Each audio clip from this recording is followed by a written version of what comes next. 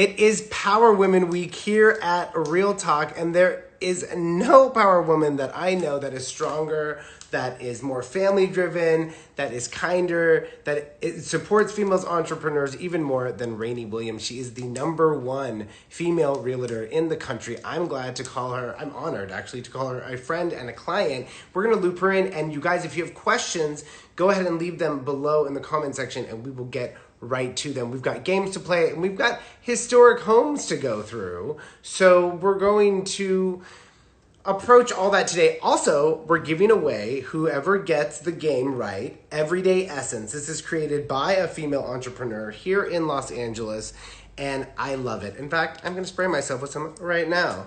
This is their lavender. Everything is organic, and I love their skincare. They also have this oil, and we're giving it away to the person who gets the game right today. It's going to come in the box to your house. Stay tuned. So today on the show, we've got Rayni telling us about one of her historic home sales, and we're going to play a little game called One Off. Here she is, 1 second.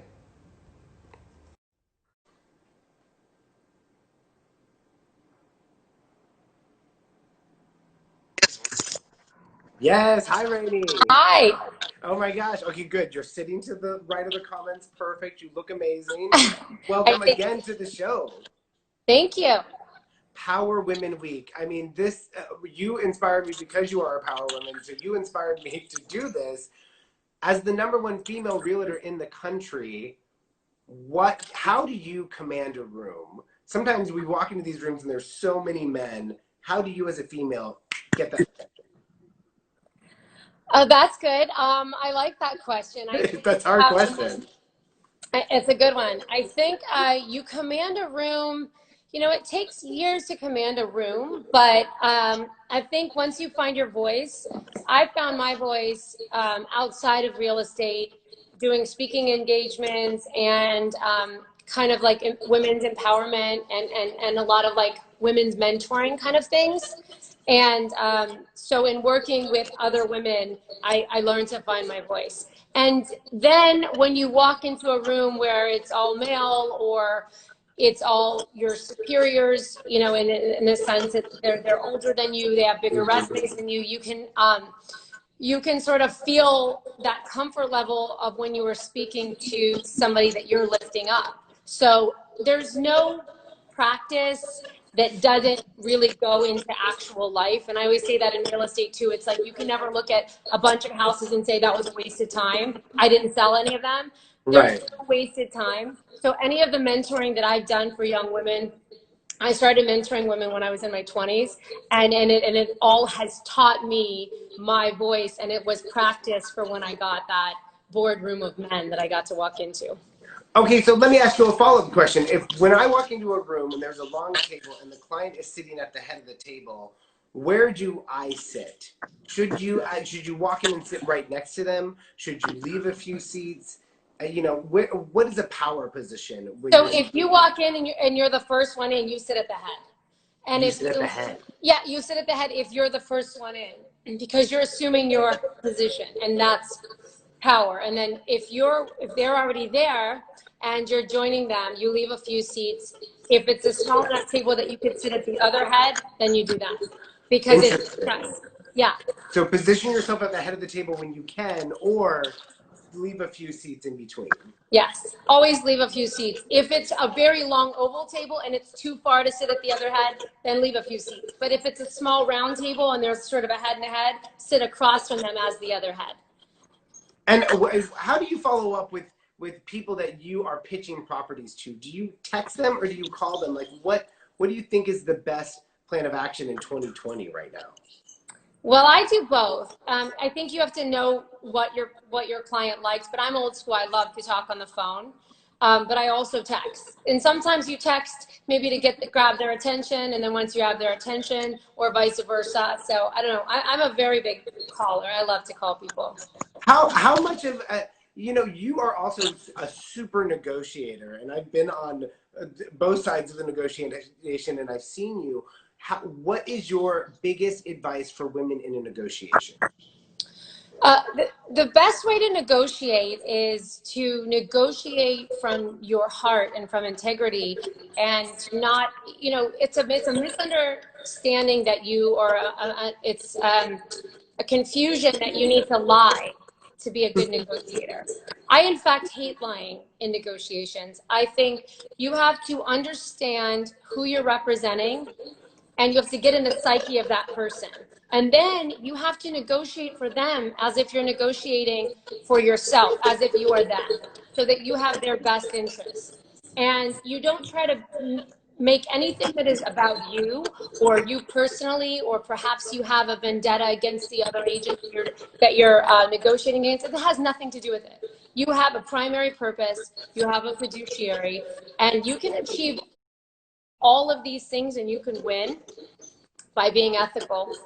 So don't take it personally, first of all. Like when you're negotiating with another agent, don't make it personal. It's not even about your guys' relationship. Not even, it has nothing to do with you. You are a conduit to making the deal.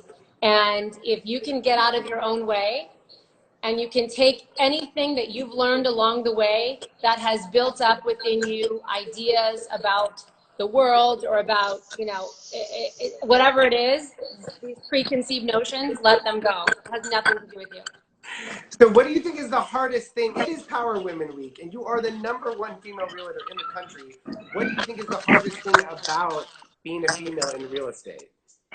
Well, I think being a female in real estate,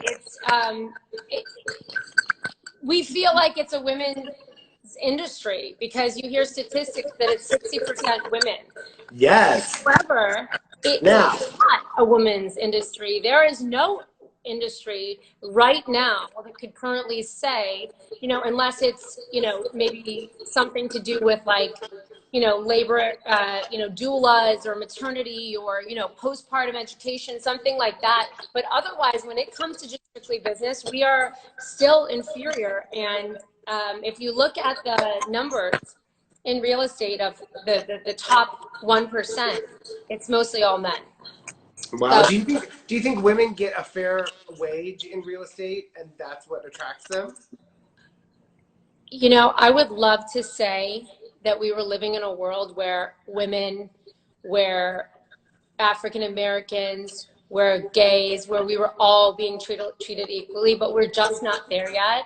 And we are still fighting. Women are still fighting. We have to band together. And that's why I love this Women's Week. I love that you're featuring strong women, because there are so many powerhouse women, but we are still outnumbered by men. So it's really, especially as a mother of a daughter, I tell my daughter, you can do anything. Do you want to do archery? Do you want to, archery? And she's like, my daughter's so feminine. But I'm like, you can do anything. I bought her a bow and arrow, I really tell her these things, but that's what I was told. And I was raised by strong women. Mm-hmm. My grandmother, who was an Italian immigrant, was like the American dream. And she became an entrepreneur after having 8 children. And I believe 8 children. As a woman, she had 8 kids, and then became successful after that. Wow. What did she do, your grandmother? She had this very big home to house all these 8 children. When they all moved out, she turned it into a nursing home. And she took her Italian instincts and her maternal instincts, and she then had a franchise of nursing homes. But it started in her home. And she had it all the way until the end. That one was her main, that was sort of like the mothership. And then she franchised out. That's awesome. And it's like, we always define strong women as like having children and a career, but you can be a strong woman and just have 8 children. But you can just be a mom and be a strong woman, because you're behind the scenes creating little humans that will contribute to society, and those are your spawns, and that is great. Or you can just be a businesswoman. You don't have to be everything, and you cannot do everything, but you can have it all. I can tell you, you can have it all. You just can't do it all. So you do have to learn the art of delegation. And I really believe in that, and asking for help. And you can sort of be multifaceted. I love that. You can have it all, people, but you can't do it all. That's a great piece of advice. Rayni, let's come back to this and let's play a game. Okay, I'm going to show you a recent listing that just hit the market, and comment section and audience, you play along too. we're going to show you play a game called One Off, where the price is one number off. Okay. This is Cher's former West Hollywood condo is currently up for sale, and it's asking a pretty penny. Do you know this property? I know that property really well. I sold that property before. Okay, wait, has it traded? I sold this property when Cher owned it. We represent Cher. And then these people bought it. Funny story was I'm making this up, but this is my intuition, is that I think they bought it just because it was Cher's. Oh, totally. I mean, So what is it listed for now? Is that what you're asking me?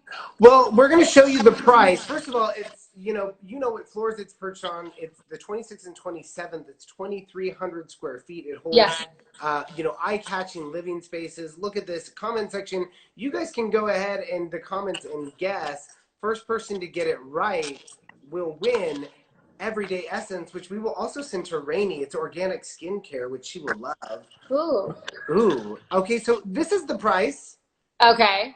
5.495. This price is incorrect. The first number is either a 6 or a 4. The first number is a 6, not a 4. It's a 6. Yeah.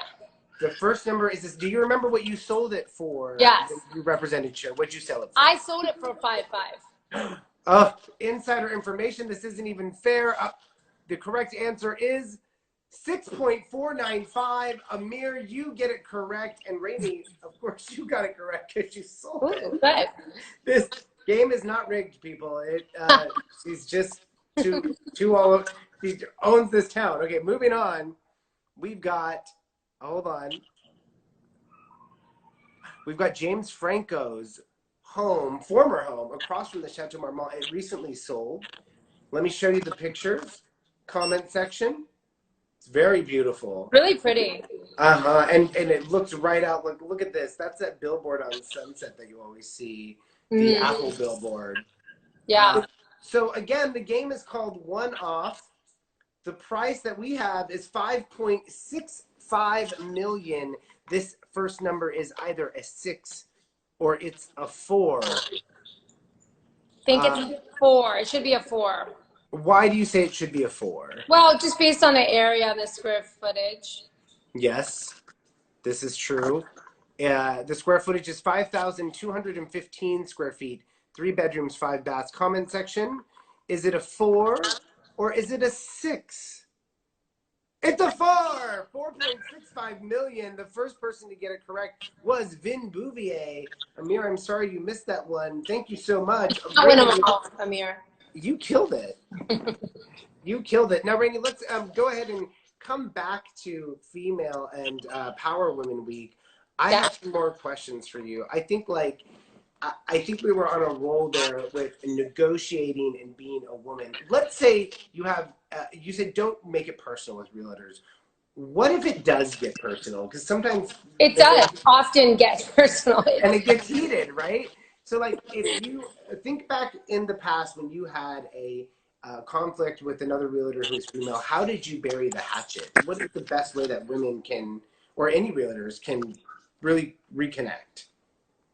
Yeah, that's a good question, because I've had that happen many times when, it's so competitive, and when you're in the top, upper echelon, you're just kind of fighting over all the same stuff, and clients swimming in this really shallow pool. And the worst is when you'll go out for a listing and someone will have gone before you, and maybe the seller's like, oh, when I'm interviewing Williams and Williams next, or something like that. And then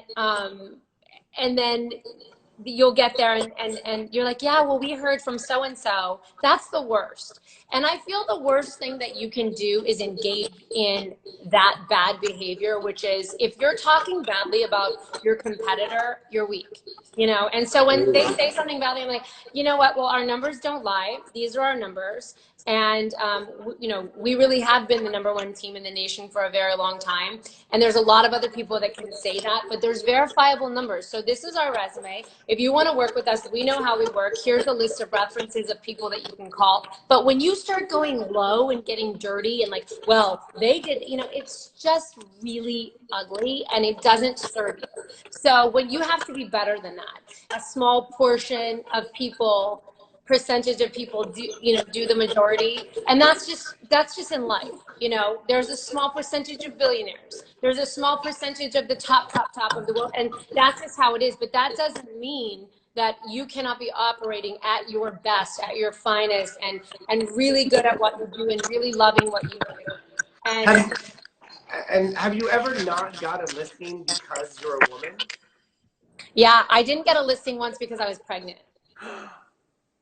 And they just didn't think you could do it? They didn't tell me that until later, but they admitted it. And she's really pregnant. And I have a partner, so, you know, he could pick up the slack when, you know, when I took fair, ample maternity leaves, but I didn't take, you know, like in Europe, they can take a year. You know, I just took very normal maternity leaves as if it weren't my own business that I was running, and I tried to get back in action, and I did work a little bit. But you know, when I had my children, I kind of did cocoon and really do that maternity leave, because you just have that time once. So I didn't care. But yeah, I didn't. And then I even had a friend, I had a woman tell me that she didn't hire me because I was pregnant, and she's a mother. And there's not really anything you can do about that, but you know what I said? What? I forgive you. I forgive you, because I think I said, it's not your fault. You know what it takes to be pregnant and to have your labor and then your maternity leave. And I was like, it's okay. Steven Schaefer said, I sold a house with you when you were pregnant and you crushed it. I love you, Steven. I love you so much. I was probably super bitchy too. I just saw that. I think he even told me I was a bitch. He's like, are your hormones, like, are you pregnant? He was like, no, you know what? He didn't say bitch. He said, you know what? I thought you were the nicer one of you and Brandon, and that's why I called you. He says, so bitchy. I think I would hire a woman who was pregnant. She scared me.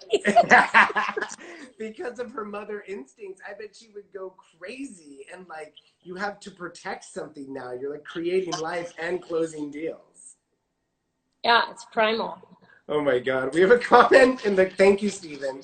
We have a comment in the comment section. Oh, it's just Alexis. There's a little bit of an echo. Okay. Okay, great. Well, Punk Plant also says, this is so inspiring. I'm currently studying for my real estate exam, and clappy hands. What do you think women can do to have it all? You said delegate, and I'm really bad at that. Like, I do everything myself because I'm too worried about having someone else do it. But you're saying delegation is key into having it all. Yes, and I'm with you, Alex. I didn't have the art of delegating when I was just building my business. For like the first 5 years, Brandon and I were really just psycho. We never took a vacation. We were like grind, and I didn't even have an assistant for like the first 5 years. I wrote all my contracts. I did everything. We always have done all of our showings, but like we had no help because I couldn't find somebody that I trusted. Mm-hmm. So it really takes a lot of time to get to the place where you are ready to delegate. So if you're just starting out, don't worry about delegating. You're not there yet. The only delegating you should be doing when you're first starting out is leaning on your manager or leaning on people that can help you to understand the laws and understand the contracts and understand some things that you don't learn in real estate school. So your #1 priority is to be upfront and personal with your clients and build a relationship and build the trust. Understand who you're representing so you can do the very best job at representing them. And then when you start to get a little momentum, and you have to start thinking smart and working smart, that's when you delegate. But you're not ready to delegate until you've got a pipeline of things where it might not serve you to sit at inspections while a house is being inspected, because it would serve you to be FaceTime up front and center with your client at a showing to see and walk them through it and tell them the pros and cons of the property they're looking at.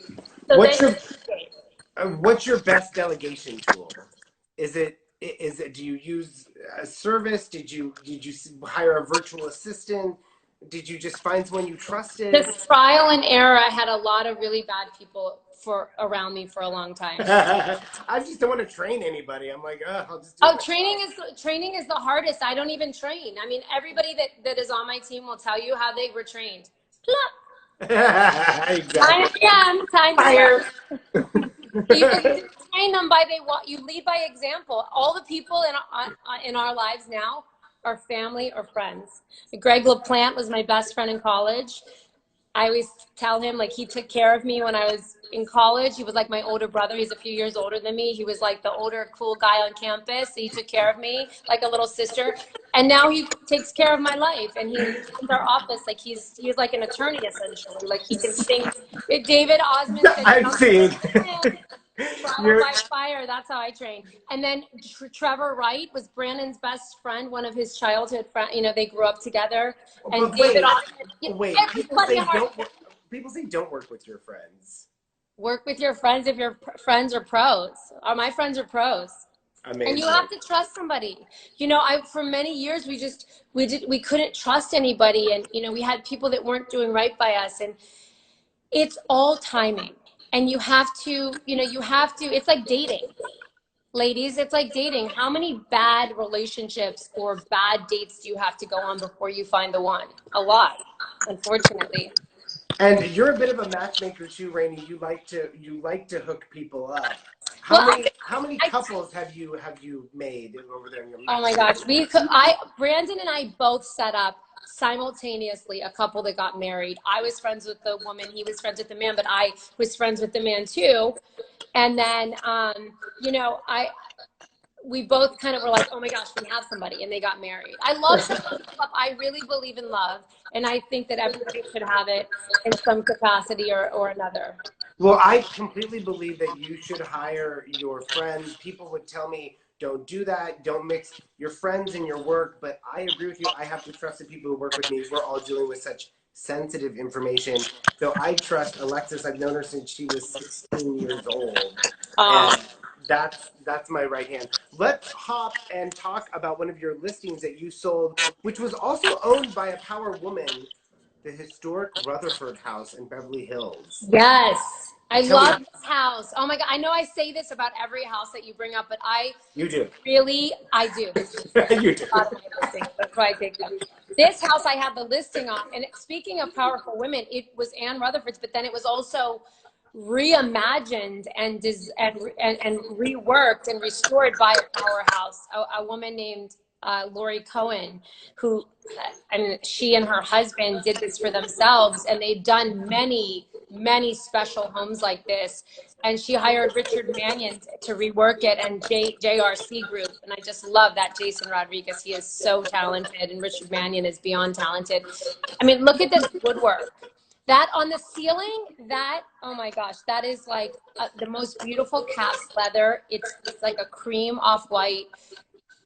This house is just a jewel box. And they kept the Art Deco feel of the 1930s home, but they updated it. You'll see with even all the light, even this walk-in closet, the light fixture screams Deco. Yeah, and the ceiling is all hand gold leaf painted. I love that master bathroom with I love a high gloss black shiny door. You know what? I just thought of something. What? The woman I can't say who bought it, but a powerhouse woman bought this. Powerhouse woman. Yeah. Themes all week, themes. Look at this pool. I mean, when Anne Rutherford bought this house, it was her dream home, and she lived in it until her death. But you can see. Tell me a little bit behind the sale of this. Stop right there in that room. That's the master.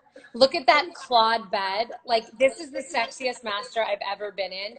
Retractable blackout shades in like the most delicious cream.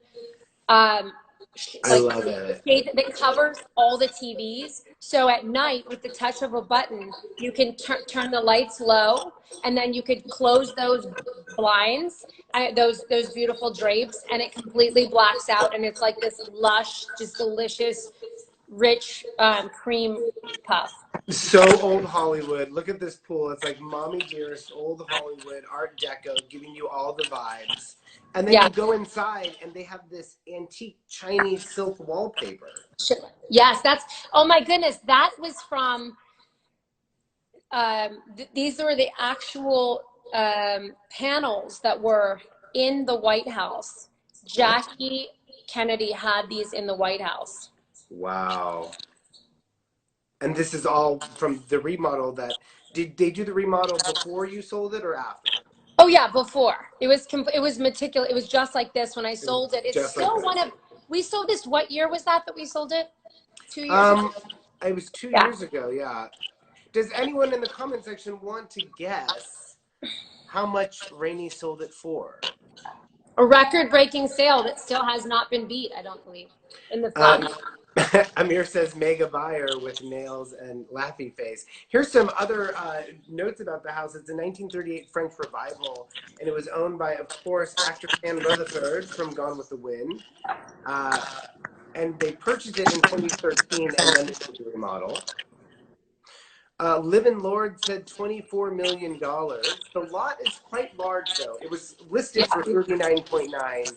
Oh, and there's the answer. It sold for 27. It actually sold for more, you guys. It sold, we had a side furniture deal. So it sold for a 28 something, like 28.5 or 28.7. So there was this, the furniture was all collectibles.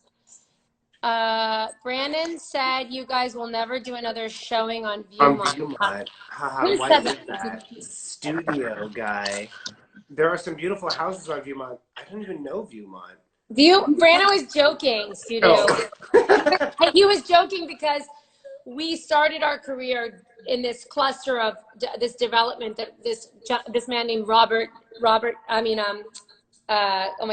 Davis built. And they were all like $6 million houses. And we joke because we spent a really large chunk of our lives going up and down that hill and doing showings there. So he's just joking. Go back. I'm trying to make this segment happen called Behind the Sale, okay, which you're already doing. Tell us about this sale, because you said furniture deal, and we've got a lot of realtors watching. Is that a way that they should all try and employ to make more money? Is include the furniture always? So, okay. Well, there's two ways to do it. If you have the means of or you're a collector, like Jeremy Renner and Christopher Winters are developers, and they collect antiques and furniture like that. So they have a warehouse. This woman, she has the owner of the Rutherford House, Mrs. Cohen. She had incredible collectible pieces she acquired for the house and that she'd owned. So she placed them all in the home. It would be astronomical to hire a designer to gather all of this and put it together. So we didn't do it fully furnished all in, but she did some pieces of the furniture for a side deal. A side deal allows the seller to collect it outside of the sale, so they don't have to pay commission on it to us. And then this buyer doesn't have to pay property taxes on it. So it's a little bit of savings for the buyer and the seller. It can be a nice kind of this little icing on the cake. And as an agent, you don't push for that piece of the furniture commission. You're like, you know what, you take it. Or do you fight? That's when you have to pull yourself out of the deal and say, you know what, I'm making a $27 million sale, which is a record-breaking sale. And do you need to be a pig and also try to like get a commission? I'm not a furniture dealer. But if the furniture if it comes all in the sale, great, then you should absolutely get your commission on it. But if piece by piece and, collectible antiques and really expensive furniture is, God bless them. Like, let them, make that side deal. That's the school of thought that I come from. It is different with, hold for sound. Okay, it is different with staging companies though, because some staging companies will actually give you a commission if you include all their furniture. And that's fabulous, and you should get a commission for that, and that's great because that's easy. But I'm saying if you have a dealer that's gone around and collected for you, or these are family heirlooms, pieces that are like that house, that woman probably went to Paris 15 times. Right. Acquire light fixtures from Lanvin from the 1900s. I mean, the that Rutherford House it's a very special collector's home. So when you have pieces like that, or like the Ennis house that had very specific pieces of furniture, if you can do sometimes it's just a way to sweeten the negotiation. And it's called The House That Anne Built. And she's polishing the mantle, which, Mm-hmm. if you see in color, is plaid.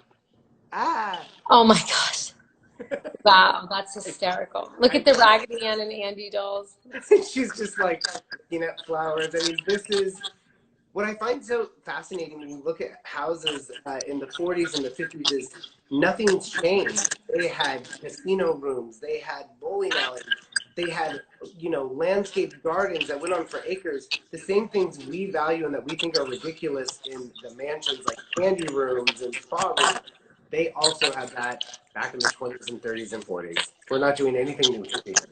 We're not reinventing the wheel here, guys. No, and it wasn't ridiculous back then. It's not ridiculous now. Here she is sitting on her.